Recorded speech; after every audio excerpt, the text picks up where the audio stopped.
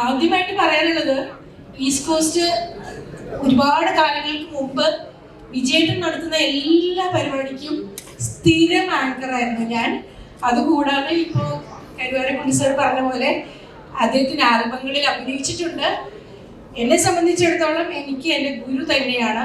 നിങ്ങളെ പറയുന്ന പോലെ തമാശക്കാരനൊന്നും ആയിട്ട് എനിക്ക് തോന്നിയിട്ടേ ഇല്ല. അതിഭീകരനായിട്ട് കാര്യങ്ങളൊക്കെ നടത്തിയെടുക്കും. എല്ലാ പരിപാടിയും കഴിഞ്ഞ് കഴിയുമ്പോൾ പിന്നെ അതിഗംഭീര ആഘോഷത്തിൽ ഭയങ്കരമായിട്ട് സന്തോഷിക്കുകയും ചെയ്യും. അതാണ് ഞങ്ങൾക്കൊക്കെ വിജയേട്ടൻ. വിജയേട്ടൻ വിളിച്ചു കഴിഞ്ഞാൽ എവിടെ ഇരുന്നായാലും നമ്മളവിടെ എത്തിയിരിക്കും. അത്രയ്ക്കും ഹൃദയത്തോട് ചേർന്ന് നിൽക്കുന്ന ഒരാളാണ്. മാത്രമല്ല, വിജയേട്ടൻ എന്ന് പറഞ്ഞാൽ പ്രണയത്തിന്റെ ആൾരൂപം എന്ന് വേണമെങ്കിൽ വിളിക്കാം. അല്ലേ വിജയേട്ടാ പ്രണയത്തിന്റെ ആൾരൂപം. ഇങ്ങനെയൊക്കെ മനുഷ്യനെ പ്രണയിക്കാനും പ്രണയത്തെ കുറിച്ച് പറയാനും പറ്റുമെന്ന് എനിക്കറിയില്ല. പിന്നെ ഈ സിനിമയിൽ പാട്ടുകൾ കണ്ടപ്പോൾ ധ്യാനിനെ വേറൊരു രീതിയിലാണ് ഞാൻ കണ്ടത്. പലർക്കും തോന്നിയിട്ടുണ്ടാവും ഇത്രയും സോഫ്റ്റ് കാമുകൻ അല്ലേ? എനിക്കറിയില്ല കേട്ടോ ഇങ്ങനെയൊക്കെയാണോന്ന്.